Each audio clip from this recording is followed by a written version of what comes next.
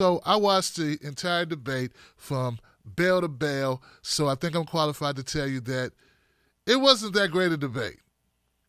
I mean, it had glimmers of being great, right? And there were moments that I'm going to get to that I think stood out. But all in all, it wasn't the greatest debate. But I will tell you this. I do have an announcement that will make it greater for some people who are watching who are fans of Bernie Sanders. I just got an alert on my phone from the New York Times. And it reads, Alexandria Ocasio-Cortez to endorse Bernie Sanders. Yeah. AOC's endorsing BS, Bernie Sanders. When I say BS, I don't mean that kind of BS. I mean Bernie Sanders, folks.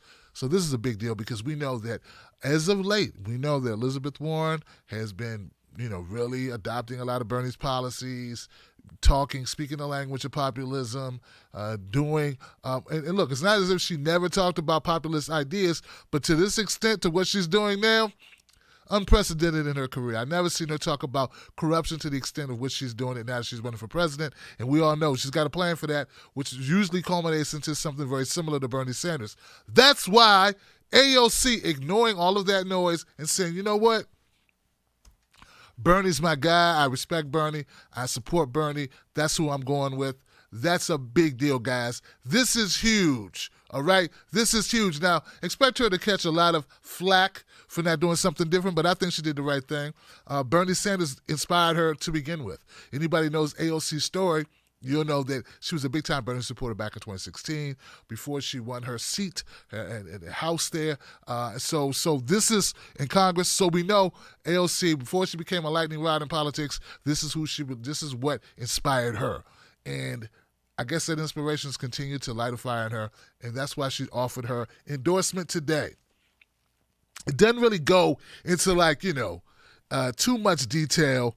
It just says word of the endorsement emerged just as the Democratic candidates were delivering their closing remarks at the primary debate in Ohio. So this is right off the presses, baby. This is brand new news, and brand new news.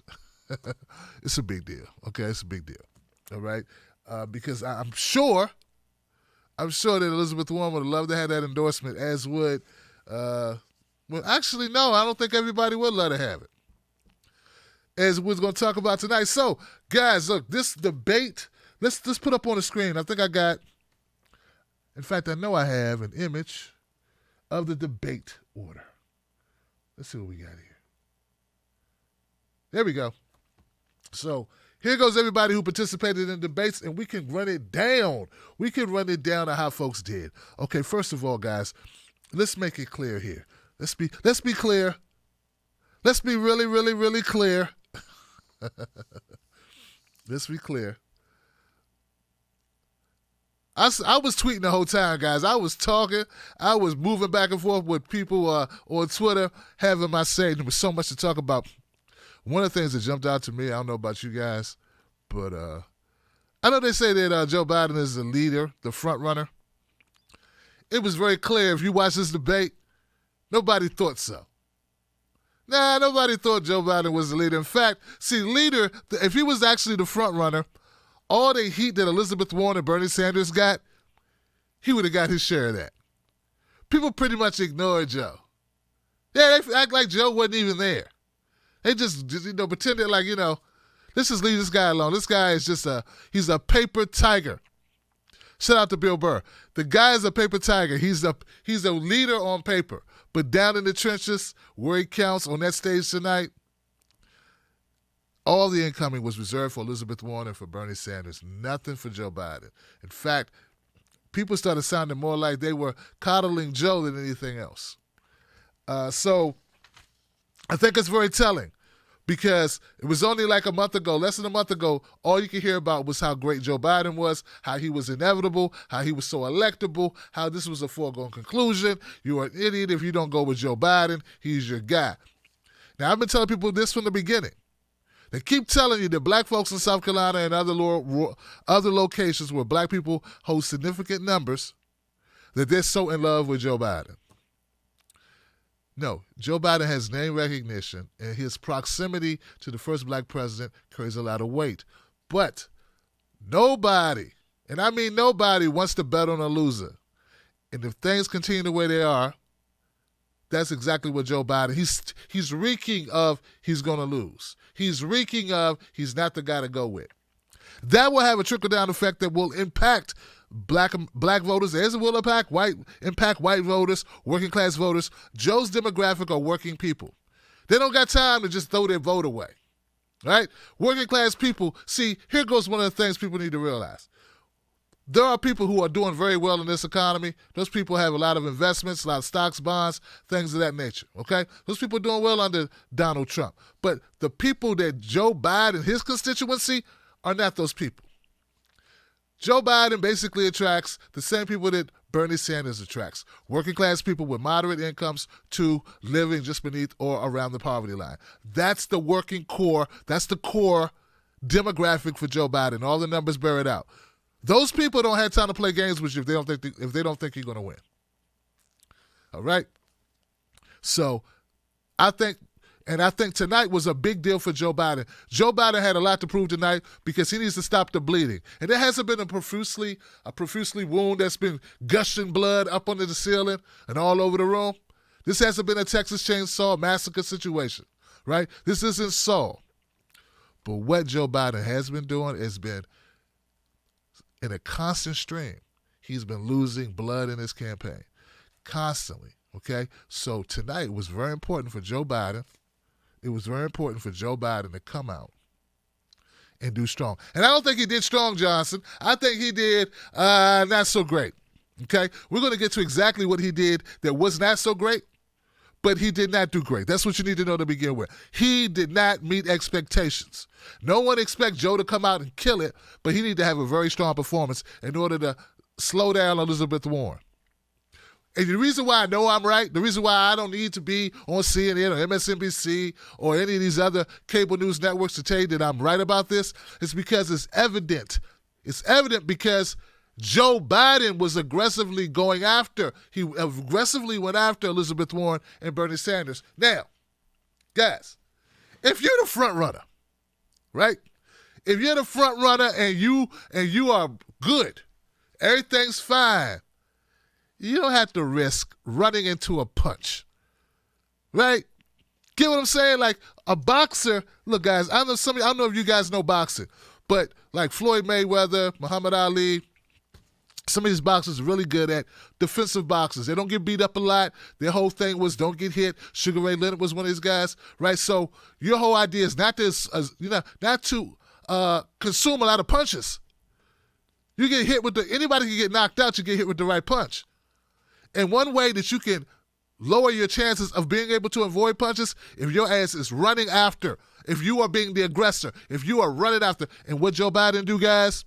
What did Joe Biden do? He ran into a buzzsaw called Bernie Sanders and got knocked out. Now, that never would have happened if Joe Biden could have just leaned back, played front runner position, and not have to take a chance of going after Elizabeth Warren and, by extension, Bernie Sanders. Because, see, here's the thing. These are the dynamics, folks. When you go after Elizabeth Warren on policy, Bernie Sanders has to go after you. See, Joe Biden and his crew did not accurately strategize this whole thing. They didn't map this out. They didn't do their due diligence. If you go after Elizabeth Warren, you're going after Bernie. Because where did Elizabeth Warren get her policies from, Johnson? She got her policies from that guy sitting over there, the guy from Vermont, the senator from Vermont. So if you go after Elizabeth Warren on policy, now if you go after her on the Pocahontas, you go after her on flip-flopping, you go after her on language that is wishy-washy, you go after her on no dapple, you go after her on things she did. She did. You go after her on her horrible surrogate with this bad track record of all these horrible tweets, which most people wouldn't even know what you're talking about. It's just as political people up here who pay attention to this stuff. Then it's safe, then you're good. But if you go after her on policy like Medicare for All, you are opening the door for Bernie Sanders to come in and hit you with one of those Brooklyn sucker punches. A Brooklyn haymaker from back here, Johnson. Oh, I wrote the damn bill. And here we go. Bam. All right. So So I'm going to have fun tonight, man. I'm all loosened up, man. I'm enjoying this. Okay, so Joe Biden, he's on the biggest losers list, okay? I don't know if he's the biggest loser.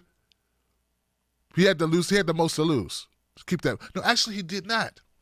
So let's go down the line now. So number two, Elizabeth Warren, how'd she do tonight? Elizabeth Warren had a lot of incoming. Her head was on a swivel. Her head was on a swivel. I thought I was looking at Brady back there. Tom Brady in the pocket, like, oh God, Cam Newton, I got to run. You know, I'm looking at it like, you know, RG3, when RG3 was playing. I thought they had a great quarterback till he ran one time and they tore his knees up. That was it. That was done. We were sobbing here in D.C. because, guys, Elizabeth Warren, they were after her from the word go. From the word go, they came after her. How did Elizabeth Warren do? I don't think she was overly impressive, okay? I don't think she did a fantastic job, but I think she did enough not to have a rapid fall, okay? There was no rapid fall. Now, there was a part, don't get me wrong, there was a part of this debate where they were calling her out and she was catching shrapnel from everywhere, and Bernie did not come help. See, yeah, it's about that time, guys, where people have to be strategic. I was on The Rising with Crystal and Seguer, and we were talking about what Bernie needed to do. They were saying that Bernie needed to go after Elizabeth Warren, that he must go after Elizabeth Warren. He must be more aggressive. And I agree, he must be more aggressive. But I kept saying, Bernie has overlapping voters, mostly with Biden. There's some, don't get me wrong, there's some people who left Bernie and went with Elizabeth Warren. Some of that was their love, their affinity for a first woman, female president, and that's a big deal, right? It's a big deal because, it was a big deal when we got our first black president, though left a whole lot to be desired, and I'm almost to the point where I almost wish that didn't happen because it's such a letdown as in what it culminated into for African Americans, for black folks in this country after having the expectation. But that's for another conversation. The point is, Elizabeth Warren does take some Bernie supporters, Bernie voters, but Joe Biden is his direct competition, not Elizabeth Warren. There is more to risk going after Elizabeth Warren than there is to go after Joe Biden. And as I told Crystal and as I was telling Seguer, this is important. They were like, no, Tim, but Bernie has to be more aggressive. Okay, so I think I'm a little bit older than Crystal. I'm a little bit older than Seguer. Let me say it this way. Bernie did go after Elizabeth Warren, but the best way to go after Elizabeth Warren is not to help Elizabeth Warren in key moments. Yeah, it was going after her by default, Johnson. See, when they came after Elizabeth Warren for not using language that was straightforward, telling people that, yeah, your taxes are going to go up a little bit, but you're going to save or no deductibles. The Medicare for all, the comments, the neoliberal comments, the talking points, the Republican talking points that Amy Klobuchar and Pete Buttigieg love to use and Joe Biden love to use about knocking people off their health care, even though those same people would still have health care. They just would not be going through Aetna. Oh, God, I can't do without Aetna. I thought you wanted coverage. Oh, I get coverage? Yeah. I can go to the same doctor? Yeah. You just don't have Aetna in front of it. Oh, okay. Cool.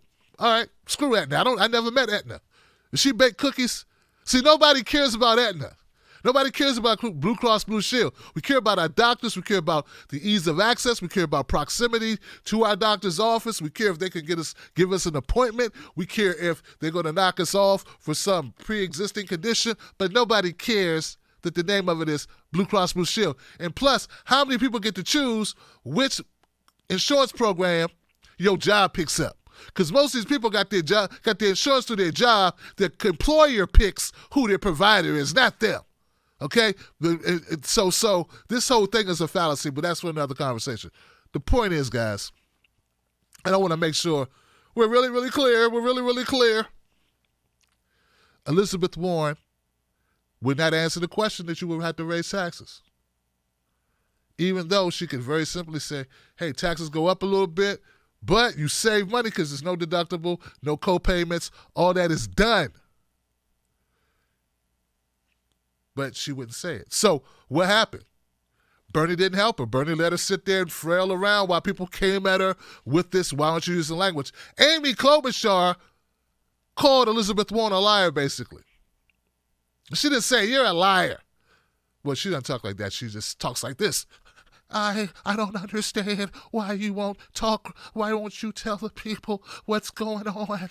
And like she's about to burst into tears the whole time, and she's shaking. Oh, Elizabeth, well, you're not being honest with the people about the things that are going. Like, my God, I don't understand why you won't tell them what's really happening. All right, so it was embarrassing, but the bottom line is that Elizabeth Warren she wouldn't just say it. And I've heard people say, well, Elizabeth Warren shouldn't give them the soundbite of saying that Medicare for All will raise taxes on average working people. Right? I've heard that argument. But you saw what happened to Elizabeth Warren because she wouldn't say it. Maybe it's some magical way, political speak that you want her to phrase it. But Bernie just says it. Hey, you're going to raise taxes, but you're not going to have to pay your co-payments. And you're not going to have deductibles. And you're not going to have out-of-pocket expenses. And. So at the end of the day, you save a lot less money, a lot more money. You say don't spend as much money. Bernie went right there and said it. So Bernie using straightforward language only made it worse for Elizabeth Warren, who was using coded language, who did not want to give the soundbite up. And this went on much longer than it needed to go on.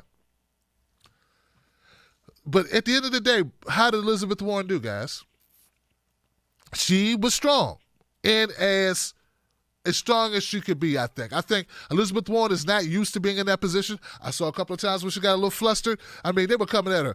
Everyone was coming at her. Pete Buttigieg took swipes at her. Mayor Pete got digs in on Elizabeth Warren. Amy Klobuchar, Mayor Pete, and Joe Biden all came after her. Even Kamala Harris. Oh, my God. There was one part where Kamala Harris was talking to calling Elizabeth Warren out on something about Twitter. When we're at a presidential debate and you're up here upset, she actually took time to call Elizabeth out on, hey, why didn't you back me up on wanting to get Trump off Twitter? No one on that stage supports helping you get Trump off Twitter. No one. And most people at home don't care. And a lot of people think it's better for Donald Trump to just run his mouth on Twitter and hang himself by running his mouth on Twitter. Why would you want to take away the mechanism that has Trump speaking freely, saying things he shouldn't say, where you can now use them against him? You want to take away, I would say, a spidey power. It's like it's a special power. It's an X-Men power that you have. Because Trump's giving you a gift. Every time he tweets something that's over the top or nonsensical, you get to use it. Now, like the corporate media uses it to make money and clicks, well, get their website boosted up and get, revenue. What the Democrats should be doing is using it as ammunition to go after Trump. Why would you want to get rid of that? Not to mention it's borderline, it's a horrible, America, we all appreciate the First Amendment. Well, like it or not, Donald Trump is American citizen. He may be orange, but he's still American. And he's the president, and he's an American citizen. So he's afforded the right to use Twitter. He can have freedom of speech like anybody else. So anyway, it's a non-starter, but that's just one of the things of how desperate it seemed that these people who are swirling at the bottom of the bowl, swirling around the bowl, hoping not to go down, are flailing away at the front runner, not Joe Biden, but the front runner, which is Elizabeth Warren. Write it down, Johnson. Proof's in the pudding. How did Sanders do? Well, Bernie Sanders, I think he did an amazing job. I was very impressed with how strong he came out. Now, I was a little concerned because so much is riding. A lot is riding on Bernie Sanders right now. He just had the health situation, had the heart attack. I even hate saying it, right? But that's what it was. That's what he admitted it was. I'm trying to tell you guys that Bernie Sanders displayed an amount of poise, of lightheartedness, but focused and passion in his delivery when he spoke up about issues. Bernie Sanders did about as good as Bernie Sanders can do, I think. He made a joke about marijuana use, but he said he's not using. Then people laughed at. He had strong moments where he stood up for Medicare for all, where he called out the corruption. He was himself. No one could say Bernie looked lethargic. Bernie wasn't on point. Bernie didn't speak up. No, he did all the things that Bernie does in debates, okay? And this wasn't mild Bernie. Folks, this was spicy Bernie. You know the difference between mild Bernie and spicy Bernie Johnson? Well, spicy Bernie will burn your mouth. You had to go get yourself some water. You got to stop by Donna Brazil house and get some of that gumbo with the andouille sausage and some sweet tea. And sit on the porch and air out your nostrils and your tongue, because Bernie was spicy. Bernie Sanders gut punched Joe Biden. Back to my point about Joe Biden no longer being a front runner. Back to the evidence, the receipts of that. Folks, there was a point, if you didn't see this debate, unforced error on behalf of Joe Biden. I don't know who told him. Somebody on this staff need to be fired today. Joe Biden, look, tomorrow you're going to see this everywhere. Joe Biden, it was set up perfectly for Joe Biden to go after somebody.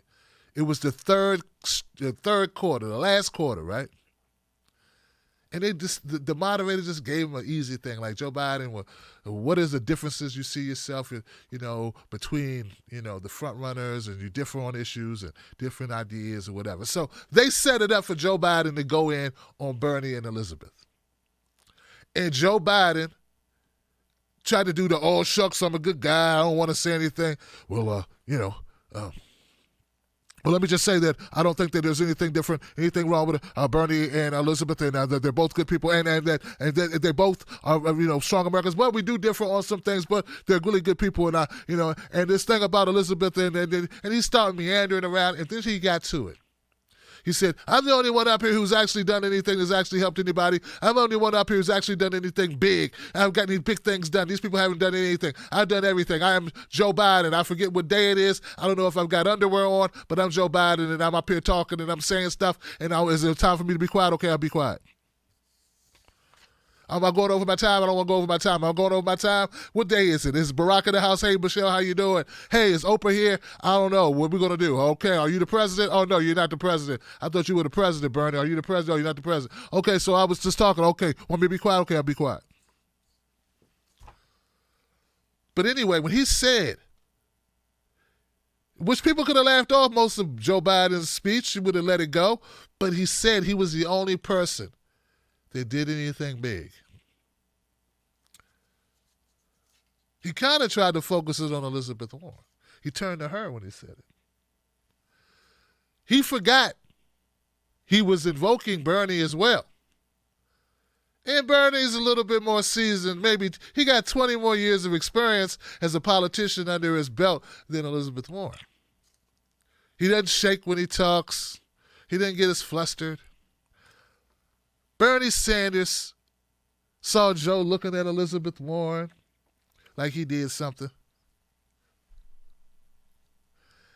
And Bernie hit him with a smooth right cross. Knocked his dentures loose. Hell no, he didn't knock the dentures loose. Dentures went over there. Bam! Right here in the kisser. Dentures over there. Now, of course, I'm speaking figuratively. This didn't really happen with the punch, but he did hit him. He said, yeah, Joe. Yeah, you did big things, Joe. Big things, Joe, like the Iraq War. Yeah, you did big things, Joe, like horrible trade deals. You did big things, Joe, like selling us out to the insurance companies. Bam, bam, bam. Oh, God, he's down, ladies and gentlemen. He's through. There's no more Joe. There's no more Joe. And Joe is over. Folks, I don't care who you are. I don't care if you're a Bernie fan.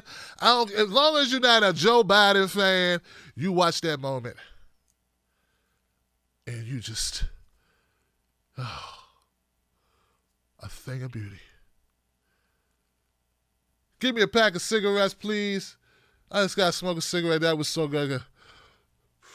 Can I smoke a virtual cigarette? I quit smoking over a year ago. I haven't smoked in over a year. I think I got a deviated septum, but I haven't smoked. And he just, because Bernie knocked the hell out of Joe Biden. In fact, it was so strong, the moderator was like, Joe, Vice President, would you like to respond? Joe was like, no. Wrong. Fake news. Hold on, Joe. Joe, you sound like you're doing a Donald Trump imitation. Do you have a response? No. Wrong. Fake news. Joe turned into Donald Trump real quick. It was horrible. Joe had no comeback. He was like, well, I just, no, well, listen, I worked as a vice president, and blah, blah, blah, blah, blah, blah, blah, blah, blah, blah, blah, blah, blah, blah, blah, blah, blah, blah, blah, blah. And that's when Elizabeth Warren said, gee willikers, man down. Okay. Listen. Fiddly sticks and bumper noodles and noodles and oodles and noodles and MSG's not good for you. Listen here, Joe. There's a little thing I did where I worked on the FCC, the FDCA, the Federal something organization that doesn't have any teeth, but I created it. And I worked really hard on it. And there were people like Joe Biden, these naysayers saying, do something small, little lady. And I said, no, gee willikers, cut the crap. I'm fed up with this corruption. And I said, I'm going for big air, baby. You can bet your bottom dollar. And I took 70,000 selfies, and I got it done. Oh, I got it done. And after she got through meandering through, embarrassing more, tap dancing on top of Joe's body laying on the ground, Joe got up and he was pissed off, folks. Joe was pissed off. Joe started yelling.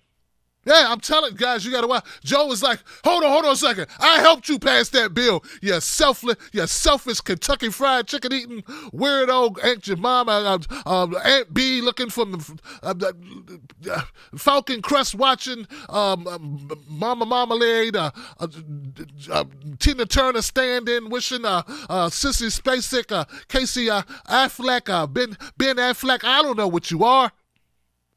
But I helped you get that done. I was down there fighting for you. And Elizabeth Warren, showing that she came to rumble, that she's no easy win. She said, well, I would like to take this moment and I would like to I will acknowledge that and thank President Barack Obama for helping me get that policy done. And Joe's face melted off. Because there was nothing he could say. Because we all know how Joe likes to say, hey, I got all this stuff done. Do you say, well, hey, I don't like that thing? You go, that wasn't me. That was Barack. I'm just the vice president. So Elizabeth Warren used that against him by saying, you didn't really help me. Barack helped me get that done. Barack helped me get that agency created. You didn't do anything, Joe. Then she kind of gave him credit, but she kind of like, it was, at that point, it was like credit removed. You know, like when your credit score goes down. So, yeah. Oh, man, I got more people to go through, man. So, anyway, so how did Bernie Sanders do? I don't know how I got back to Biden and Elizabeth Warren. It was just so entertaining. That part was entertaining. I'm only telling you the interesting stuff. Remember, this was 3 hours. This was 3-hour debate. All right. So, in my opinion, Bernie Sanders came out. He did what he had to do. He had to show he had energy. I know some people were watching going, Bernie, please be okay. Don't fall out. You all right, Bernie? Please, Bernie, please. If Bernie lost pace, lost thought, like if he just spaced out like Joe Biden does on every question that he ever answers, it would be uncharacteristic for Bernie Sanders to just space out in mid-thought like Joe Biden does all the time, right? So I know people were watching that for Bernie. They were looking at Bernie like, is he going to space out? Where's his hands? Are his hands near his chest? Does he look sweaty? Does he look pale? Does he look red in the face? Like, is he okay? Like, all these things, right? So anyway, I think that Bernie Sanders had an exceptional night. He had, really, I like to say that, Elizabeth Warren had a lot to lose, but she had room to lose stuff. I don't think she lost much tonight. Joe Biden didn't gain anything, and I think he will continue to slip slowly. No rapid falls. But Bernie Sanders, now that I think about it, obviously had the most to lose. Obviously. Because he was the one who had a heart attack just a week ago. And They are already writing him off as if he's a ship that already sailed. In fact, they've been doing that since day one. And Biden doesn't want any of Joe. He didn't want to have to deal with Bernie. In fact, he tried to qualify his answer when he went after Elizabeth Warren by saying that obviously Bernie and Elizabeth have a lot of support. They have, they both out fundraised you. So, obviously, it was sort of a setup question if you think about it. Hey, Biden, these people, do you think they have what it takes to beat Trump? Well, they got more support than Biden. They both outraised from fundraising than Biden, and they didn't take a bunch of corporate money. So, in the third quarter. So, here we go. So, that's how the top three went.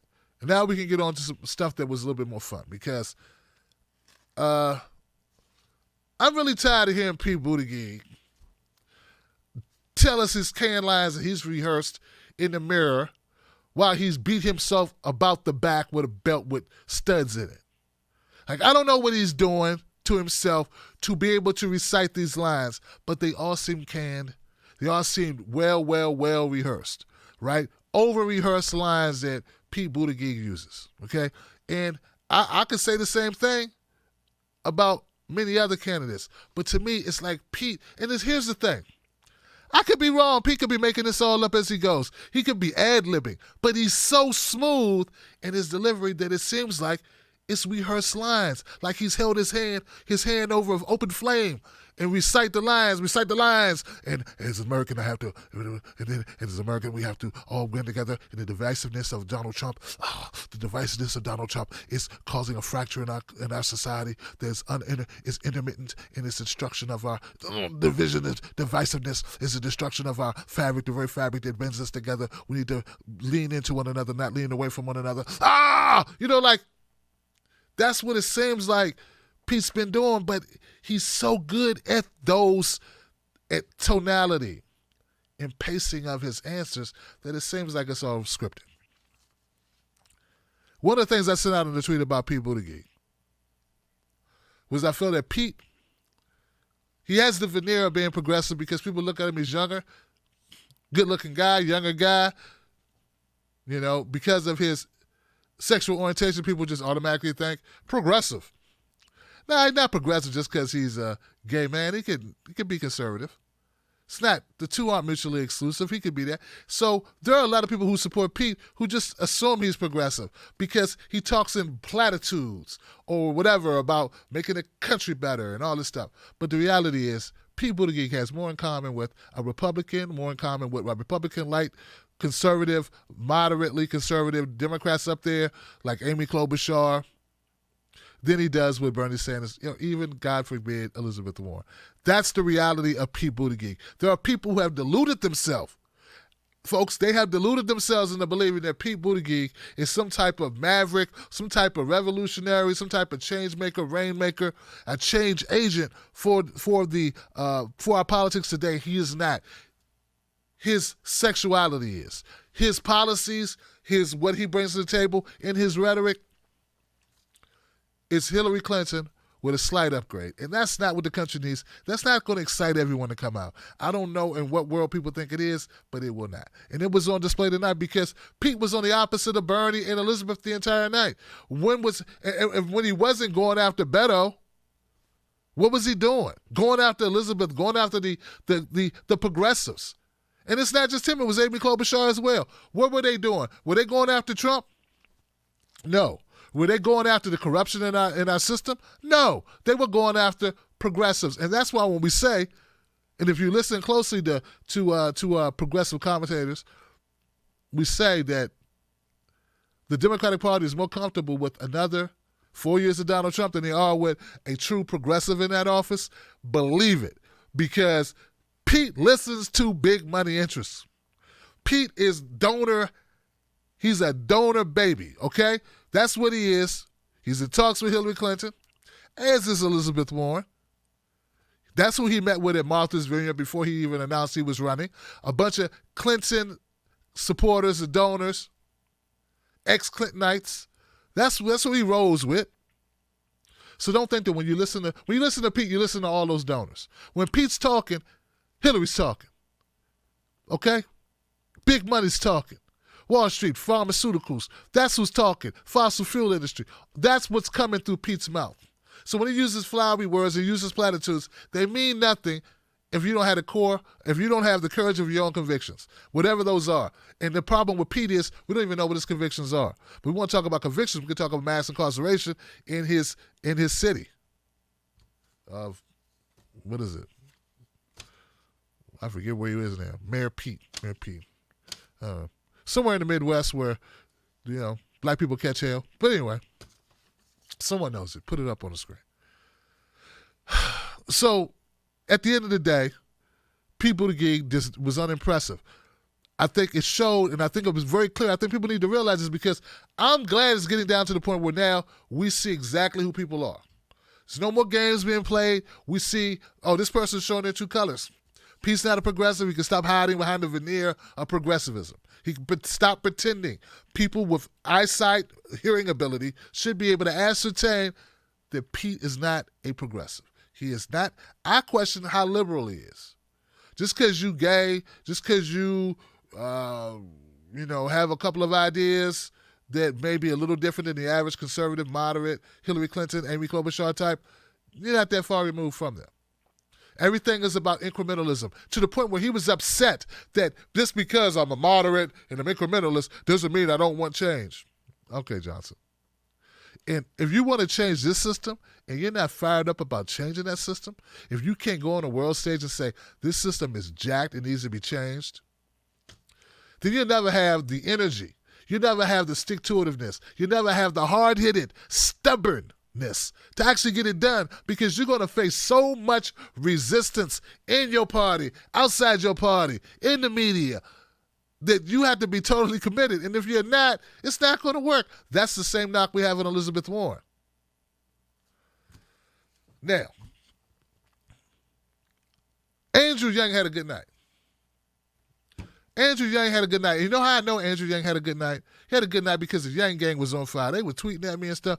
But the reason why I say it is not just because of the tweets from his supporters who were pumped up. As much as Bernie Sanders, Medicare for All, owns the healthcare conversation in these Democratic debates, over 4 debates, something new happened tonight, and I want people to peep it out. Andrew Yang's UBI has taken center stage in the conversation about our economy, about stimulating the economy. Do we go with a federal jobs guarantee or do we go with a UBI? And I was shocked to hear Tulsi Gabbard come out and support Andrew Yang over Bernie's federal jobs guarantee plan, even though it's coupled with the Green New Deal. But we all know, if you paid attention, you know that Tulsi has never spoke fondly about the Green New Deal, has she? Yeah. Tonight, she came out. She didn't talk much, but she supported Yang's UBI and said it was very critical, in my opinion. She said that the federal jobs guarantee is old. It's not a new pathway forward. UBI is a new pathway forward. People don't need to be tied to jobs, and their worth should not be tied to their job. Wow. So, there's been all this conversation about if you're online, if you're one of these people online who frequents these forums, if you're on Twitter, if you're involved in it on YouTube or in social media, on Facebook or what have you, about the conversation about, well, what's up with Elizabeth? Well, what's up with Tulsi Gabbard? What's up with Bernie Sanders? Why are their supporters at each other's neck? We need to be more supportive. We kind of got a little bit of an answer right there because you see, Tulsi Gabbard, she's pulling away from Bernie. She pulled away. She's got her new healthcare plan that she came out with, and now she sides with Yang. So, hey, it's fine. I'm not knocking it. All I'm saying is, let's represent and recognize what we're dealing with here, Johnson. This ain't 2016 anymore. Tulsi Gabbard's her own person, meaning Bernie Sanders supporters are not by default having to support someone who doesn't support some of the major policies. Federal jobs guarantee is a big deal. I'm going to have Sandy Durrity on to talk about federal jobs guarantee plans. Shouldn't even say they both should work in conjunction, which is really my stance. I think UBI, hey, I want to hear more. I can see where it can be implemented. I can see that. But I also see where federal jobs guarantee makes sense too. She didn't even go as far as I would go. She just said, hey, I like the Yang thing. I'm with the Yang gang. And that's so many words. So back to Andrew Yang. But what really got me with Andrew Yang tonight, what made me say, okay, you know what? He's going to have a good night tonight. Andrew Yang was uncharacteristically aggressive. And I say that by, those opening questions now, due to how many people on the stage, the most candidates were on stage at one time, right? So they forewent the whole opening statement, which takes about 10 minutes, 15 minutes. And they just sort of started, right? They did this question. I forget what the question was, but it was a question basically you could have ignored, right? I forget what it was. It was something lofty. It wasn't a real question, like hard question about policy, okay? Andrew Yang took the initiative to talk about his campaign and to talk about the issues of why. It was something, that's what it was, about impeachment of Donald Trump. That's what it was. It was about the impeachment of Donald Trump. And Andrew Yang, instead of responding about impeaching Donald Trump, he responded once again with his campaign and what it's about. It's about remedying the problems that created Donald Trump, about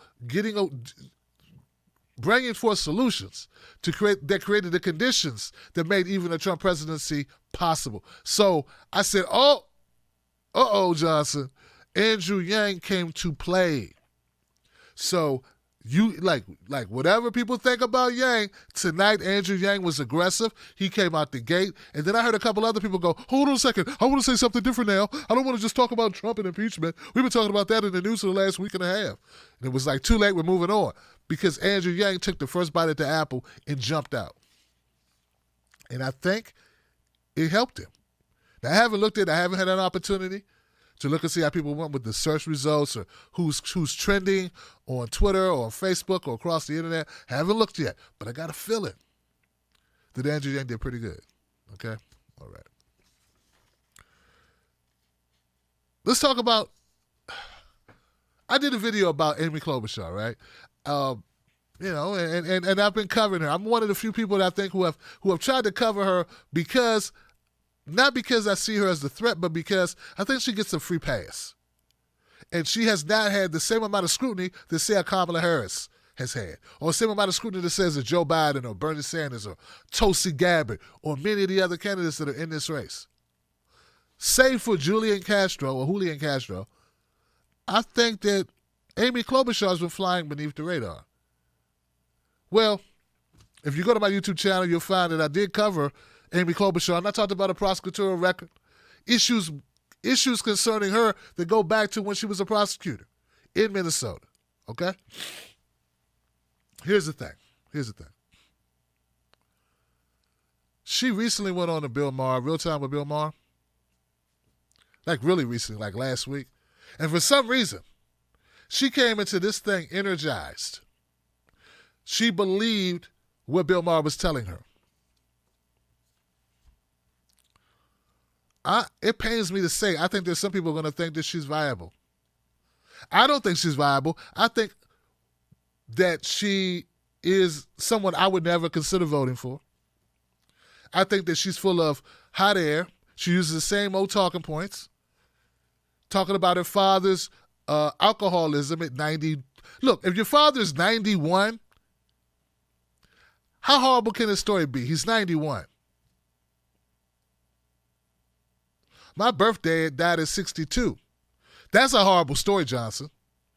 I mean, how much of a sob story is it that your father, went to AA? A lot of people, what's a horrible story would be he didn't go to AA and he died at 60 years old. Or that, like my dad, who went to Vietnam to fight these wars that you voted for, that you give money to Trump for, that you signed off on when you vote for these wars. When my dad got PTSD and came back with a drug addiction. Like, that's a horrible story, Johnson. But hearing about your dad who drank too much and got a DWI or DUI, oh my God, he had a DUI. Then he had a moment of grace. I get so tired of hearing that story. But see, I have to remember that there are people that like that. They like Amy Klobuchar. Remember, most white people vote Republican. Let me repeat that. Most white people vote Republican. I don't tell you that to be divisive. I tell you that because it's a fact. The Democrat Party cannot win an election without blacks and Latinos.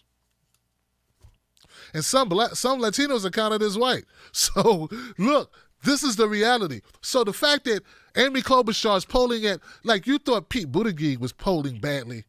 Buttigieg. You thought Buttigieg was polling bad with blacks? Huh? Amy Klobuchar's, if Pete's polling at 2 or 3%, Amy Klobuchar's polling at negative 2 or 3%. That's right. She has less than zero support for black folks. So, she can't be your nominee even if you want her to be. But why would you want an incrementalist with no agenda who all she talks about is, we can't do it. It doesn't make sense. It can never happen. No. Who wants that person? She said Medicare for all was a pipe dream. She's one of those people that would tell black people, hey, we would like to not have to sit in the back of the bus, and we would like to be able to buy homes and pursue our dreams. And she would be like, I don't think so. Why do you wanna come upset our way that white people live? Why would you need to live near us? Why would you need stuff? Won't you just go back and sit down, Blackie, go to the back of the bus? Just go to the back of the bus. Maybe we'll find a way to get you a bus that actually runs or something, or we'll give you a bicycle. We'll give you a bicycle. I mean, that's the incrementalist pathway. Martin Luther King talked about it when he was in jail in Birmingham. He talked about the liberal, the moderate liberal. That's Amy Klobuchar. Amy Klobuchar is the moderate liberal that MLK talked about, who is more of a detriment to moving forward, advancing the case for civil justice or social justice or a social movement than the conservative Republican.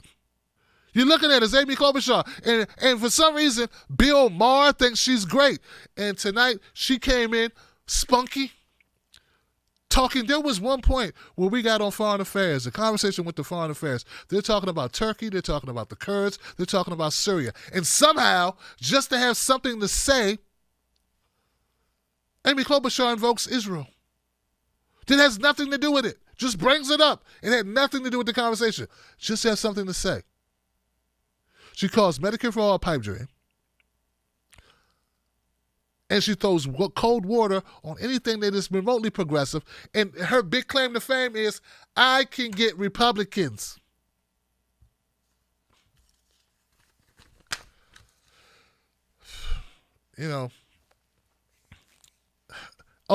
Independence, which I doubt she can get independence. Where's the data that shows that Amy Klobuchar can go get independence? Show me. I know Bernie can go get independence because he did it in 2016. Show me that Amy Klobuchar can go get these independence that you're talking about. We got Donald Trump, who's going to be able to say on paper we have a booming economy. That's going to take, what's Amy going to say? Can you really imagine Amy Klobuchar on the stage debating Donald Trump? Oh, did you say something mean to me? What did you do? What is this? Oh, I want you to know, Trump, this is not going to work. She doesn't have any big ideas. What's her big idea to change the country? She just poo-poos on all the big ideas that progressive candidates have. Why don't people understand that one of the reasons why Donald Trump won was not Russia? One of the main reasons that he won is that he had big ideas. They may be bad ideas, but they were big ideas. They were ideas that inspired people. They may be inspired for the wrong reasons. Who knows, okay? But that is what won that election. Keep believing that it was China and Putin in the back room somewhere, and Jill Stein and Susan Sarandon and Nina Turner. Keep thinking that stupid crap if you want to, right? Keep on, and you just have more Trump. Hey, you want more Trump then, don't you? Small ideas doesn't bring out voters. Trump said, I'm going to build a wall. You want a guy who had the audacity to say he's going to build a wall. Not only is he going to build a wall, he's going to have Mexico pay for it. And we'll bring back coal jobs. I'm going to bring back black lung disease in West Virginia. I'm gonna bring back auto plants that shut down, things he can never do. Why don't you just say you're going to bring back the Loch Ness Monster and Bigfoot and the Cosby Show? Why don't you just say, people will make stuff up. I'm going to bring back T.J. Hooker. The original Star Wars, Battlestar Galactica. I'm going to bring back Tupac and Biggie, too, while I'm at it, because I'm just bringing back stuff, man. I'm just bringing back. Action Slacks is coming back. Yeah. Pork chop sideburns. Shag haircuts. Bell bottoms. Good weed. But one of the things that Trump understands and that Amy Klobuchar doesn't get, and these so-called moderate Democrats don't get, is big ideas win elections. $15 an hour can win an election. There are people who need that $15 an hour. Eliminating school debt could win an election. There are children, and look, let's keep it a $1.50. Forget 100. We're past 100 now, Johnson. Let's keep it a $1.50. There are people older than me. There are people 65 years old still fighting off their school loan debt. Do you understand me? So when we talk about these things, we're not just talking about kids in their 18, 19, 20-year-old kids. No.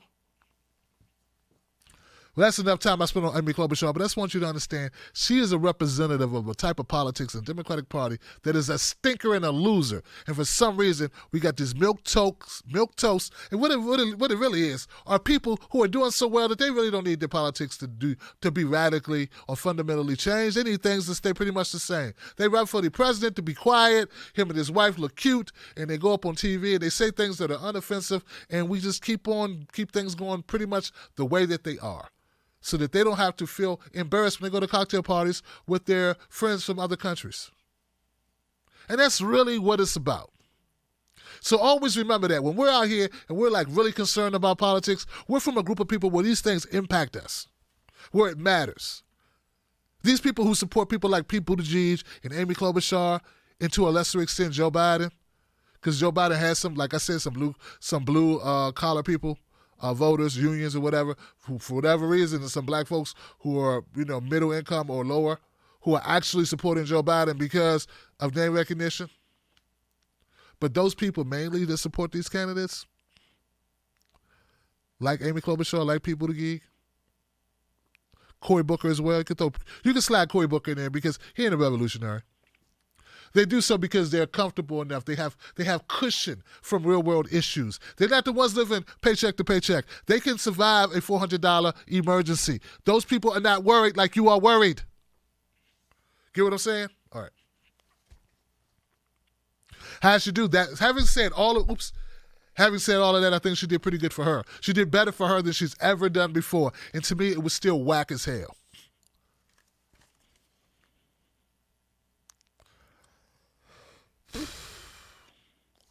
Tulsi Gabbard. Tulsi Gabbard had a moment.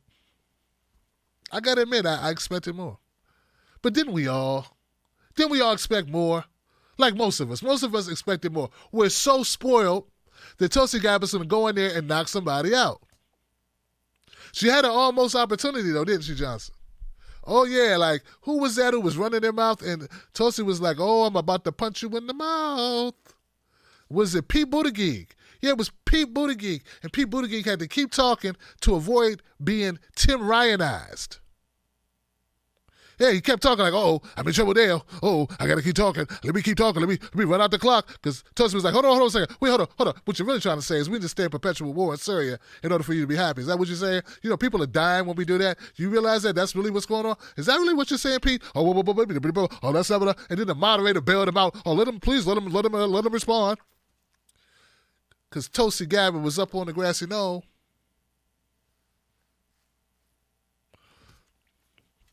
So, and I think that was as close as we got for her to really delivering a knockout blow. And I could see it in her eye. It was like the eye of the tiger. She was ready to do it, and then they kind of like pulled it from it. But I'll say this. So our expectations of what Tulsi was going to do tonight, I think were inflated, okay? But she did have a moment. I like the fact that she stood up for herself more than anything else. She stood up for herself about that New York Times article. Remember, tonight's debate was sponsored by CNN and New York Times. And New York Times is the news organization, if you want to call it that, Johnson, that wrote the hit piece, the smear piece, the epic smear piece on Tulsi Gabbard just a couple days ago. So I was fresh in her memory. And that was great. And she brought it up. And they did not challenge it. Anderson Cooper ran away from it. So I thought that was very interesting. That was a strong moment for Tulsi Gabbard. I thought Tulsi Gabbard's closer was pretty strong. We'll get to closers. I don't think she did enough to change the trajectory of her candidacy. I'm just going to tell you guys. And no, it's not what people want to hear. I don't think she did enough to change anything tonight. I don't think she lost anything, but I don't think she changed anything. She did talk about being smeared, but that's something that's only going to resonate with us. But if you never heard of Tulsi Gabbard before, or if you heard her name once or twice, but you don't know anything of the backstory, you're not on the internet like that, remember, now we're starting to speak to a different audience. In the beginning, we were just talking to us, guys. Remember? Follow me on this. In the beginning of these debates, they were for us, political junkies, people who are in the business, people who commentate for a living, people who are keenly aware, who pay attention to politics. A year out from the election, that was us. Everybody hanging on it, watching, stand up. Some of you are up now watching. I don't know who's watching. People watching now. Okay? Been doing that this is debate number 4. We've been paying attention. But now we're getting into another area of it, right? Where now people who, regular people, people who don't pay attention to politics to that extent are starting to tune in. And they don't know the backstories. Yeah, they don't know who did what to what and who did what to who, what you did, when you said what you did, the Jermaine Jackson. They don't know that song. They don't know the Bill Withers, Use Me Up, till you can't use me no more. They don't know this stuff. They the baby and they up to, they listen to the new Drake. They don't know the old stuff. They listen to Cardi B. They don't know nothing about Lil' Kim. So what I'm saying is, they don't know, woo, you got it going on. What? They don't know that. I used to get me in trouble. The point I'm trying to make is we now have a different audience that are tuning into the debates. And for them, when you bring up certain topics, they don't know what the hell you're talking about. These people, I'm getting smeared, does not carry the same amount of weight that it would carry with us. So that's why I say I don't think that Tulsi Gabbard changed the trajectory of her campaign with this. I don't think this is how you get to the debates in November. Now, I like that she was one of the first to say, go to my website. Of course, that's something everybody prepared to say at the end of their closing statement. Maybe that'll help. And she was, she was Tulsi. But, okay. I can't lie to you, man. Just because I love you don't mean I'm going to lie to you. I love you, so I'm not going to lie to you. It is what it is. I'm sure people will, have their thoughts in the comment section. I waited to talk about Kamala Harris because I didn't feel like there was much to talk about with Kamala Harris. Why is she up there at this point? Is she holding out for some type of cabinet position of some type? What is going on? She talks this talk sometime, it feels like. And it's like, what point are you trying to get to? The whole, the president, when I become president, when she, the president, when she puts her finger on the seal, just how much of that do we have to listen to? No, seriously, guys, how much do we have to hear her using pronouns like that's some type of empowering conversation? You have to get it done. In order for that to be done, you have to go get the job done. Her and Amy Klobuchar, the 2 prosecutors, there's no way they're going to get my vote. I don't think the Democratic Party should be running a prosecutor. They should be running a public defender. They should be running somebody who worked to get people out of prison. Not somebody who put them in. That's just my opinion. That's how I see it. They're in the wrong party.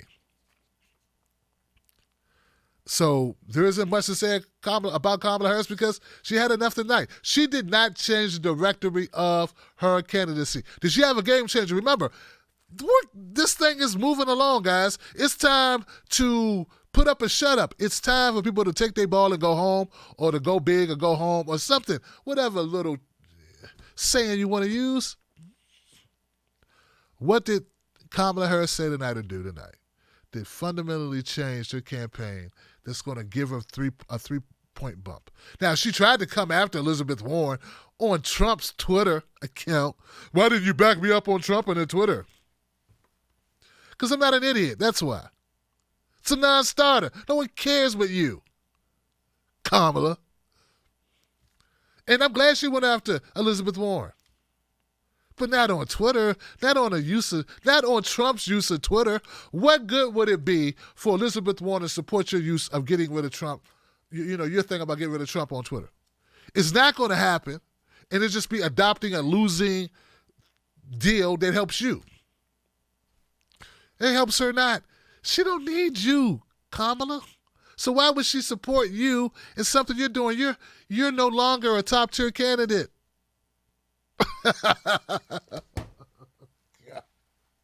Whoa, Johnson. Oh, Lord. Oh, man. Boy, I'm something else, man. God. All right, who's else, man?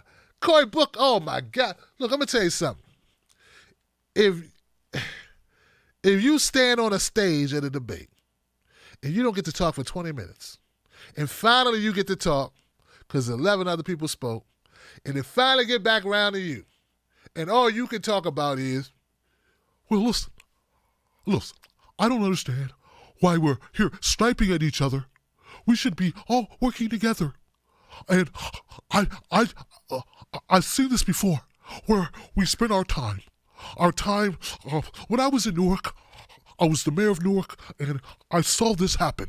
This would play out, where people would go after one another instead of going after the culprit. And I'm like, man, get to the point. That's all you got, dog. That's it. All you got for me is we need to be more civil, and that's going to solve it. Really, dog? No backbone. There was a back and forth that was vicious between Pete Buttigieg, and Beto O'Rourke. Sparks was flying. There was debris, broken glass, smoke was in the air. All that was going on. Shrapnel. All that happened. And then they asked, I think it was Anderson Cooper wanted to bring in Cory Booker. And all Cory Booker had was, why are you guys fighting? Cut it out, guys. Listen, I'm running to be the Negro with the heart, because I'm a nigger with a heart. Oh, I am a Negro with the heart. I believe that we can just get along, and I don't scare white people, and I want us all to love each other, cherish each other, and why can't we just do that more? Why can't we just believe in one another? And this thing is divisive, and it's so Trumpian of us, and we need to... That's all he had. And I was embarrassed. As a black man, I was embarrassed for Cory Booker. You play football, a grueling, demanding, violent, aggressive sport where you could lose your life, just fall the wrong way, or be injured for life. Or you could take someone's life or injure them for life. And the best thing you've got going, and all you've got to talk about, are platitudes and how people need to be nicer. Come on, man. I'm just embarrassed. I'm embarrassed for him. And look, he's his own man. I'm my own man. But we're both follically challenged. Come on, man. You're making the follically challenged people look bad. Only thing worse would have been if John Delaney was up there as well. Then I really make me want to go get a hairpiece like Kevin on The Office. Who'd I leave out? Castro. Nah. Sometimes that's all you got, man. What, I gotta say a bunch of words about him? Just because he's there? Nah. I mean, he had a couple moments, right? He had a couple moments. But did Castro do something tonight that will change how you feel about Castro? Not really, right? In fact, I'm not saying he's well spoken. His delivery's good. He's usually pretty much on point. He kind of goes his own way. You never know exactly which direction he'll go in, and we all know he's feisty. He'll take a shot at you. All those things are true. But did he really change the game tonight? Remember, he didn't score 50. He didn't block a shot. He didn't steal first base. You know, he didn't set a record. Like, tonight, if you're someone who's behind, like these people are behind, did he have a breakout? No. And to me, it's like, do you really want it? I mean, I don't like Amy Klobuchar's politics. I don't like what she represents. But she wanted it. So she got a little bump. Did you get the sense that Julian Castro really wants it? I don't get that sense. So moving on. Beto O'Rourke. I got to tell you something, guys. When there was a back and forth between Beto O'Rourke and Buttigieg, I have to admit, I think I agree with Buttigieg a little bit more in the fact that, and we can get rid of, I think it was assault rifles or something. And I know there's a lot of argument about what's an assault rifle, what's not. But if we can get some type of restrictions on certain guns or magazines capacity, and I'm not exactly sure everything about the bill, right, or about what they're proposing. I think Pete may have, I might be on the side of Pete when it comes to the technicalities of what he's projecting. And I feel like Beto O'Rourke is arguing this because he needs an issue that people care about that makes him relevant. That's how I see this, okay? Okay, so I'm going to make that clear. And even Julian Castro, he said, hey, I don't agree with this thing about buying back guns that Beto supports, that he's championed. We just had a woman at her house get shot through her window playing Xbox with her son or her nephew of a trigger-happy cop, and now you want to say we want cops to go door to door taking people's guns? That's going to end badly for a lot of citizens. Yeah, that's a good point. Julian, that was his best moment of the night, in my opinion. Unless I'm forgetting something. I don't think I am. But I sense that Beto cares more. Yeah, that he's little. Like, I know that when I talk that I have the ability to sound very rehearsed. I sound like a broke Keanu Reeves in a political sense. I know that we are Americans, that Americans must come together and form Voltron against the orange Cheeto, and that guns take lots of lives. American lives, children's lives, lives of people that we care about, that we love, that we bring together. But I just feel like Beto O'Rourke cares more. I never get the sense that Buttigieg gives a damn about anything. And I know that's probably wrong. I know he probably does. I don't feel him, dog. I'm like Randy Jackson on American Idol back in 2002, man. That's a no for me, dog. It's a no for me. It's a no for me. So I think Beto surprisingly did pretty good tonight, and he needed to. I think he did better than Corey. I think he did better than Julian Castro because he had that contentious moment. And didn't Pete may have hurt himself a little tonight. Yeah. I saw something, now I think about it, I saw something in Pete Buttigieg that I don't think I've seen. I saw him get a little dirty, like a little... a little dirty. He was like, I don't care what you think about me or the courage. I don't need your opinion of my courage, whether personal or political. And he said it in a way that was like, he wants some smoke. Like he really wants some smoke. Now let's keep this 100, Johnson. See, I come from the school where if you talk a lot of smack, you might have to meet somebody in the parking lot. I don't know what South Bend Mayor Pete Buttigieg. I don't know how he grew up. That's how I grew up. And I just got a feeling that Beto ain't worried about the smoke, baby. Yeah, Beto walked 6'5", long reach. I think he was like, oh, okay. Pete got all upset. He was like, look at that little guy down there getting upset. Look at the little guy getting upset. Oh, I would hate to have to lay hands on the little guy. Make him go potty. He doesn't want this. But anyway, it just wasn't a good look on you, Pete. You're supposed to be cute, Pete, and sunny, and non-confrontational, and all this stuff, and yeah. And then you do this. And I don't think people were like, yeah, Pete, you tell him. I think people were like, ooh. You're not supposed to care this much, Pete. Alyssa Milano was probably watching going, oh, I thought that, wow, maybe Pete's a little abusive. Got a little Irish in your family or something? Little Sicilian in your family or something? What kind of name is Buttigieg? Welsh or something? I don't know what that is.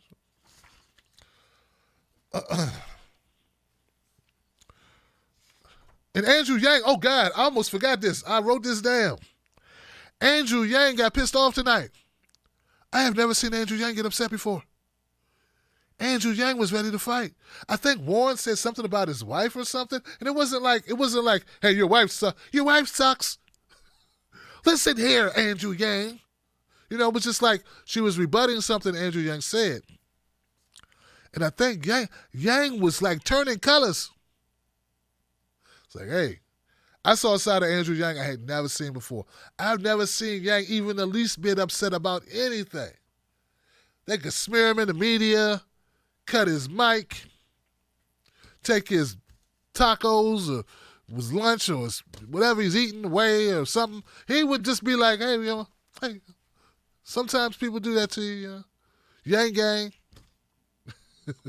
Let him speak, Let Yang speak, That's how he is, He's jovial, easygoing. He got pissed off tonight. Like, look, I got some, hey, Elizabeth, I got some Yang folks that'll come get you. You know what I'm saying? They'll take the trip to Kentucky to holler at you. Or wherever you are, if you're in Massachusetts, we'll come see you there too. Yang Gang is a gang. Don't get it twisted. We got colors. It's white collar, but But anyway. Okay, last and least. But you know what? I'm going to say this, guys. I was expecting Tom Steyer, the billionaire, to be more of a jackass. Yeah, I was expecting him to be a jerk, a prick. In a nutshell, I was expecting him to be like John Delaney or Bill de Blasio. And he wasn't. He was surprisingly cordial. He didn't butt in a lot. He talked the least. Really didn't have much to say, but it wasn't like as bad as I thought it would be. And I think that is the trick that he has. There was one part, though, that I thought was funny. I tweeted about it. He said he agreed with Bernie instead of going against Bernie on the corporations being corrupt, about system being corrupted and corporations and money influence. He agreed with Bernie. He's like, Bernie's right about the corruption. And Bernie was like, I know I'm right. I know I'm right, damn it. I wrote the damn bill. And Steyer was like, yeah, Bernie's right. We got corruption and, we have these problems and that problem. And a lot of the money is all the money is going to the top and, American workers are getting screwed over. And he said something like, corporations have brought our politicians, brought our politics. They brought this country. Corporations own this country. And I was thinking the whole time he was talking, you brought your way onto that stage, Johnson. You're only up there right now because you're a billionaire. Look at you talking about billionaires that bought the country. You just bought a seat at the table. I didn't see you giving back your seat to the table ticket. I'm just saying, it's just amazing how it just seemed ironic, Seemed a little rich. Pun intended. All right, that's what I got, man. So the winners and losers tonight. The winners were Bernie Sanders for avoiding his campaign being demolished tonight. right? So he won. That's a big winner. Another winner would be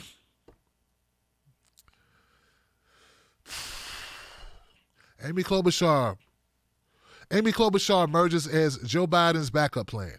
If the moderate, the people who want things to pretty much stay the same, but get Trump out of there, nothing really changes.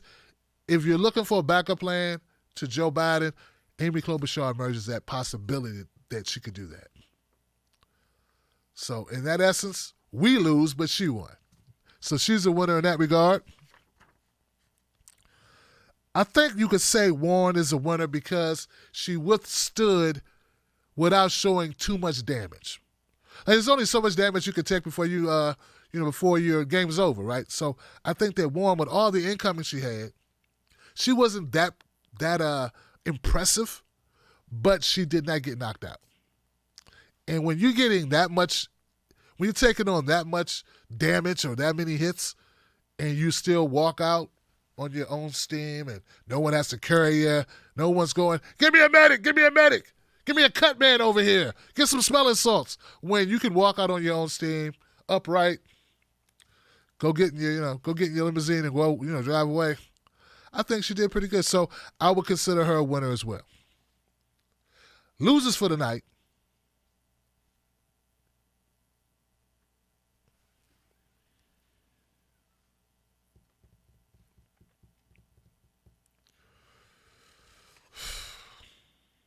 I go with Joe Biden. Joe Biden lost tonight because he did get a solid. It was a resounding punch to the jaw he received, and I think anytime that Joe doesn't do well, he loses. Being a presumptive nominee, is which they tried to coronate him as, I think it really hurt him. I think people expect more from Joe than he's capable of delivering, frankly. And I don't think it's even his fault. We've all heard the story that Obama said, don't run Joe, and he was like, I got to do it. I got to make it happen. Like, I don't know if that's true or not, okay? I know that's what they put out. But Joe didn't look that good. I'm sorry. He just didn't look that good. I think Joe was a loser. Joe was a loser tonight, ladies and gentlemen. Kamala Harris, loser tonight. I don't think that Kamala Harris made up any ground. And anytime you don't make up ground, if you're Kamala Harris and you were a top tier, let's be really, really clear, I'm a top tier candidate, that's a loss. That's a loss. I think Kamala Harris was a loser tonight.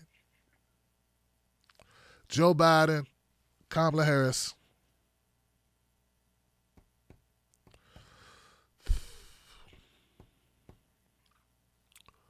I'm kind of torn. I think Pete Buttigieg, I think he hurt himself a little bit tonight. I'm telling you, man. I think part of his allure, part of what's interesting about Pete, and part of the fallacy, the image, the perception of Pete, is that he doesn't get ugly. I don't think it plays well for him. I think that there are others who can get ugly, but I don't think Pete can do it so well. I think this fallacy, this imagery that he's been riding off of, because he has no record to ride on Johnson.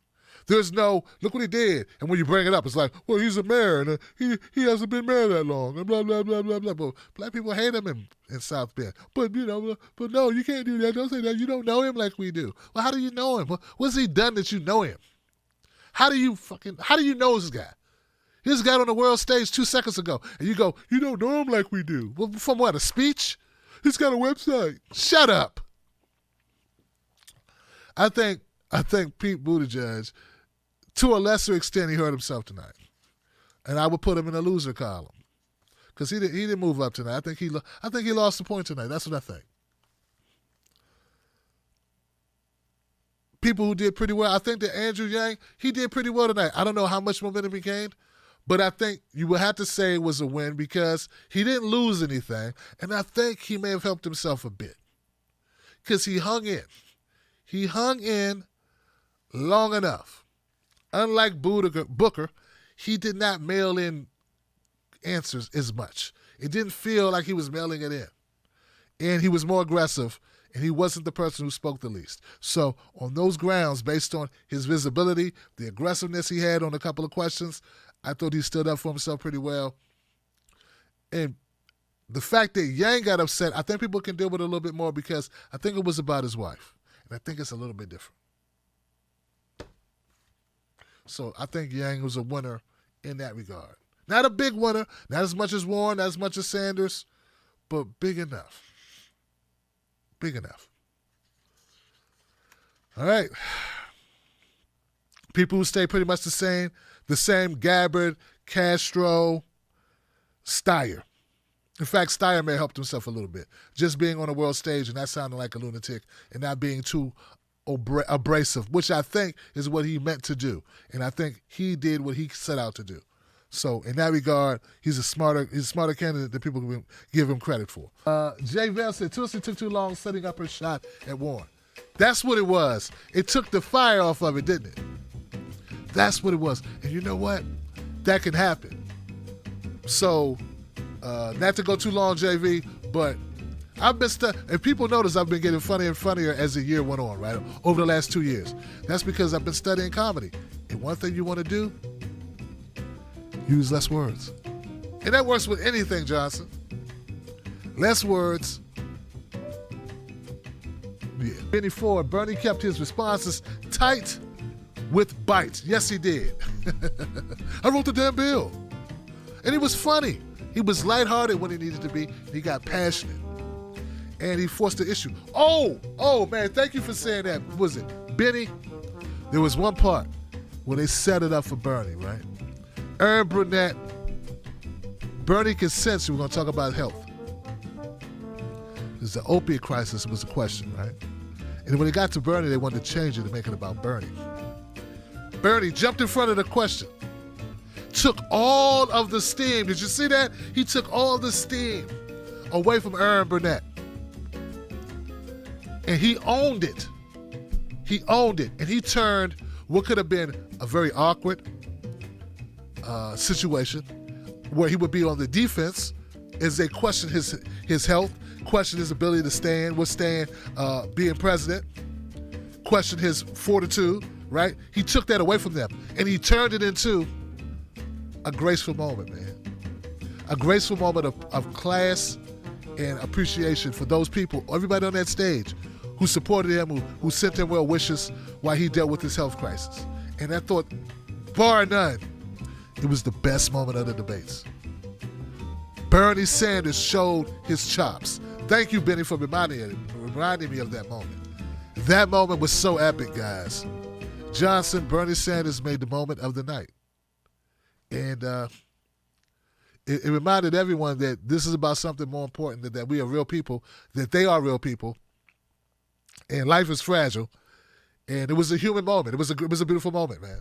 I had a couple people say, Tim, I actually shedded a tear when he did that little speech. It was amazing. I loved it.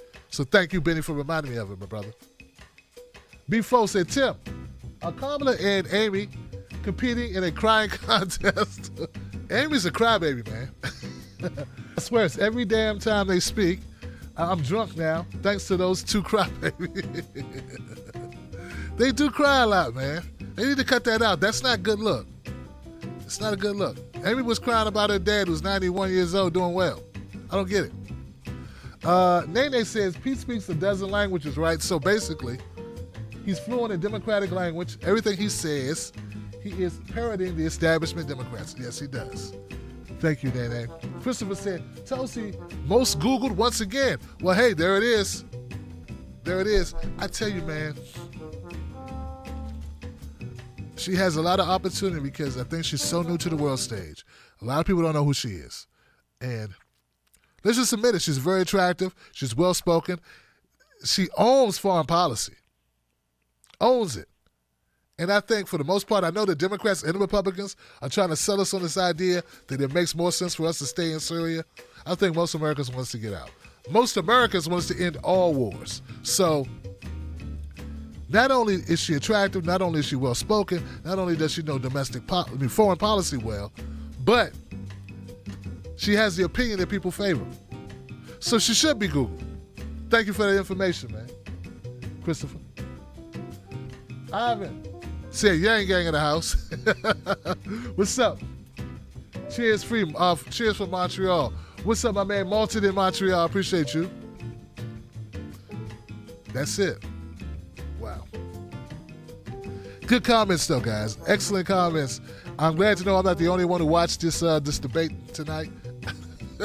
There's some other people did watch it. Yeah. If you're a Bernie Sanders fan, you feel good about it. If you're a Yang Gang guy, you feel good about it, or gal, or human being. If you're part of the Yang Gang, you feel good. If you are a Tulsi Gabbard supporter and you just heard the news that she was the most Googled again, you probably feel good about that as well. If you are who else could you be? I don't know.